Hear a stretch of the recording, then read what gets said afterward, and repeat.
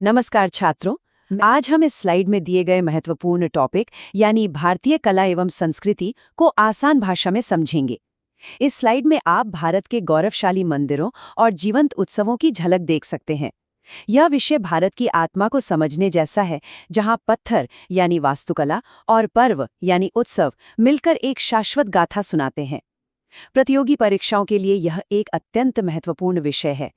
याद रखने वाले शब्द हैं कला और संस्कृति। इस स्लाइड में हम आज की चर्चा की पूरी रूपरेखा देख सकते हैं। हम अपनी समझ को 6 भागों में बांटकर आगे बढ़ेंगे।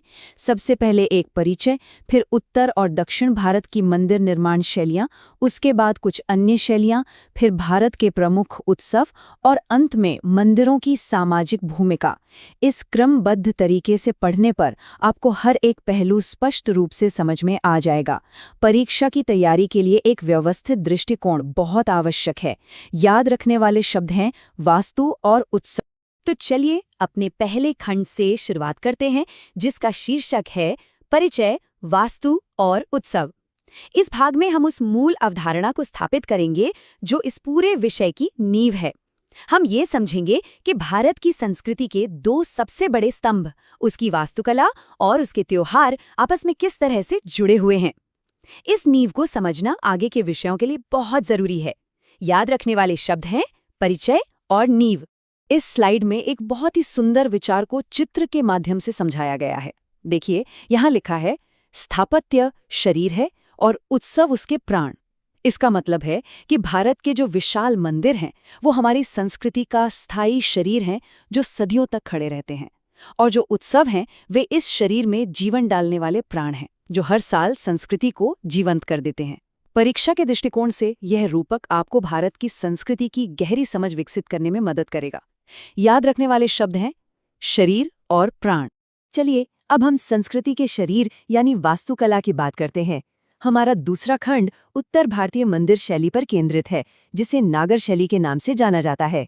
इस स्लाइड में इसी का शीर्षक दिया गया है।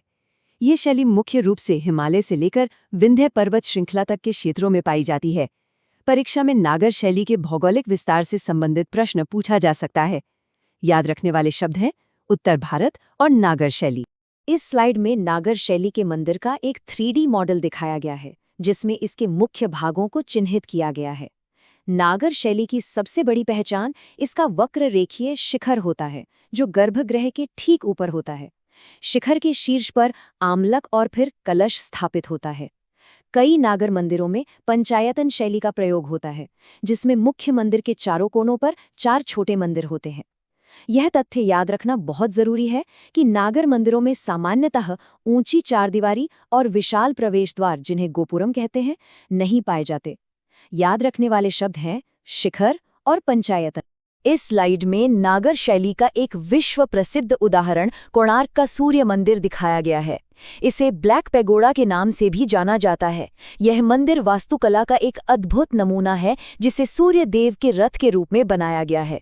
इसमें लगे 12 जोड़ी पहिए केवल सजावट के लिए नहीं है, बल्कि ये एक सटीक धूप घड़ी का काम करते हैं, जिनसे समय की गणना की जा सकती है। परीक्षा में इससे सीधा प्रश्न पूछा जाता है कि इसका निर्माण 13वीं शताब्दी में पूर्वी गंग वंश के शासक नरसिंह देव प्रथम ने करवाया था। याद रखने वाले शब्द हैं कोणार्क और गंग वंश। अब हम भारत के दक्षिणी भाग की ओर चलते हैं। हमारा तीसरा खंड है दक्षिण भारतीय मंदिर शैली, जिसे द्रविड़ शैली कहते हैं। इस शैली का विस्तार कृष्णा नदी से लेकर कन्याकुमारी तक के क्षेत्र में हुआ है। यह शैली अपनी विशालता और बारीक कारीगरी के लिए जानी जाती है। चलिए इसकी विशेषताओं को समझते हैं। याद रखने वाले शब्द हैं दक्षिण भारत और द्रविड़ शैली। इस स्लाइड में द्रविड़ शैली के मंदिर का एक 3D मॉडल है। इसकी 3 मुख्य विशेषताएं हैं। पहली, गर्भगृह के ऊपर पिरामिड के आकार का बहुमंजिला टावर, जिसे विमान कहते हैं। दूसरी, मंदिर परिसर के चारों ओर विशाल और अलंकृत प्रवेश द्वार, जिन्हें गोपुरम कहा जाता है। और तीसरी, मंदिर परिसर के भीतर एक जलाशय या तालाब का होना अनिवार्य है। नागर और द्रविड़ शैली में मुख्य अंतरों में गोपुरम और जलाशय की उपस्थिति प्रमुख है। यह बिंदु परीक्षा के लिए बहुत महत्वपूर्ण है। याद रखने वाले शब्द हैं विमान और गोपुरम। इस स्लाइड में द्रविड़ शैली का सर्वोत्कृष्ट उदाहरण तंजावुर का बृहदीश्वर मंदिर दिखाया गया है। इसका निर्माण महान चोल शासक राजराज प्रथम ने 11वीं शताब्दी में करवाया था। इस मंदिर का सबसे आश्चर्यजनक तथ्य इसके विमान के ऊपर रखा 80 टन का एक ही पत्थर का शिखर है, जिसे कुंभम कहते हैं। ये प्राचीन भारत की इंजीनियरिंग का एक बेजोड़ नमूना है। परीक्षा में इसके निर्माता और इस विशेष तथ्य के बारे में अक्सर पूछा जाता है। याद रखने वाले शब्द हैं बृहदीश्वर और चोल वंश। ये स्लाइड नागर और द्रविड़ शैली के बीच के अंतर को एक सारणी के रूप में बहुत स्पष्ट रूप से दर्शाती है। जैसा कि आप देख सकते हैं, नागर शैली में वक्ररेखीय शिखर हैं, जबकि द्रविड़ शैली में पिरामिडनुमा विमान। नागर में प्रवेश द्वार साधारण होते हैं, जबकि द्रविड़ में विशाल गोपुरम होते हैं। इसी तरह द्रविड़ मंदिरों में जलाशय अनिवार्य है, जो नागर में नहीं होता। परीक्षा में अंतर स्पष्ट करने वाले प्रश्न सीधे पूछे जाते हैं, इसलिए इस सारणी को ध्यान से देखें। याद रखने वाले शब्द हैं नागर बनाम द्रविड़। हमारा अगला खंड है अन्य प्रमुख शैलियाँ। नागर और द्रविड़ के अलावा भी भारत में मंदिर निर्माण की कुछ विशिष्ट शैलियाँ विकसित हुईं। इनमें हम 2 प्रमुख शैलियों वेसर और रॉक कट यानी शैलोत्कीर्ण वास्तुकला पर ध्यान केंद्रित करेंगे। ये शैलियाँ अपनी अनूठी विशेषताओं के कारण कला और संस्कृति के अध्ययन में महत्वपूर्ण स्थान रखती हैं। याद रखने वाले शब्द हैं वेसर और रॉक कट। इस स्लाइड में हम 2 अद्भुत शैलियों को देख रहे हैं। बाईं ओर वेसर शैली है, जो नागर और द्रविड़ का मिश्रण मानी जाती है। यह मुख्य रूप से दक्कन क्षेत्र में चालुक्य और होयसल शासकों के संरक्षण में विकसित हुई। दाईं ओर रॉक कट वास्तुकला का उदाहरण है, जिसमें पूरी की पूरी चट्टान को तराशकर मंदिर बनाया जाता था। एलोरा का कैलाश मंदिर इसका सर्वश्रेष्ठ उदाहरण है। यह तथ्य याद रखना बहुत जरूरी है कि कैलाश मंदिर दुनिया की सबसे बड़ी एकल पाषाण संरचना है। याद रखने वाले शब्द हैं होयसल और कैलाश मंदिर। तो संस्कृति के शरीर यानी वास्तुकला को समझने के बाद अब हम उसकी आत्मा यानी उत्सवों की दुनिया में प्रवेश करते हैं। इस खंड का शीर्षक है भारत के प्रमुख उत्सव। भारत को त्योहारों की भूमि कहा जाता है और ये त्योहार हमारी सांस्कृतिक विविधता और एकता को दर्शाते हैं। चलिए कुछ प्रमुख उत्सवों के बारे में जानते हैं। याद रखने वाली शब्द हैं उत्सव और पर्व। इस स्लाइड में भारत के नक्शे पर प्रमुख फसल उत्सवों को उनके क्षेत्रों के साथ दिखाया गया है। भारत एक कृषि प्रधान देश है, इसलिए यहाँ के कई त्योहार फसलों की कटाई से जुड़े हैं। जैसे उत्तर भारत में बैसाखी, दक्षिण में पोंगल और ओणम और पूर्व में बिहू। ये सभी त्योहार प्रकृति के प्रति कृतज्ञता प्रकट करने का माध्यम हैं। परीक्षा में इन त्योहारों और उनसे संबंधित राज्यों को लेकर मैच द फॉलोइंग प्रकार के प्रश्न अक्सर आते हैं। याद रखने वाले शब्द हैं फसल उत्सव।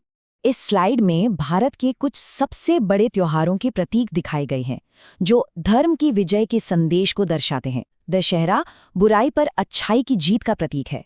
दिवाली अंधकार पर प्रकाश की विजय का पर्व है। और होली रंगों के माध्यम से सामाजिक सद्भाव और एकता का संदेश देती है।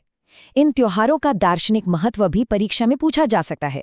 याद रखने वाले शब्द हैं धर्म की विजय। इस स्लाइड में भारत में शक्ति यानी देवी पूजा की परंपरा को दर्शाया गया है। केंद्र में त्रिशूल शक्ति का प्रतीक है। बंगाल की दुर्गा पूजा, गुजरात की नवरात्रि और राजस्थान का गणगौर, ये सभी त्योहार नारी शक्ति के उत्सव हैं। एक बहुत महत्वपूर्ण तथ्य यह है कि कोलकाता की दुर्गा पूजा को यूनेस्को ने अमूर्त सांस्कृतिक विरासत का दर्जा दिया है। यह परीक्षा में पूछा जा सकता है। याद रखने वाले शब्द हैं शक्ति पूजा और यूनेस्को। ये स्लाइड भारत के 2 सबसे बड़े धार्मिक समागमों को दिखाती है, कुंभ मेला और पुरी की रथ यात्रा। कुंभ मेला विश्व में किसी भी स्थान पर मनुष्यों का सबसे बड़ा शांतिपूर्ण जमावड़ा है। वहीं पुरी की रथ यात्रा इतनी भव्य होती है कि अंग्रेजी भाषा का शब्द जगरनॉट इसी यात्रा से प्रेरित है। ये दोनों ही भारत की गहरी आस्था और संगठन क्षमता के प्रतीक हैं। याद रखने वाले शब्द हैं कुंभ मेला और रथ यात्रा। अब हम अपने अंतिम और सबसे महत्वपूर्ण खंड पर आ गए हैं, जिसका शीर्षक है मंदिर की सामाजिक भूमिका।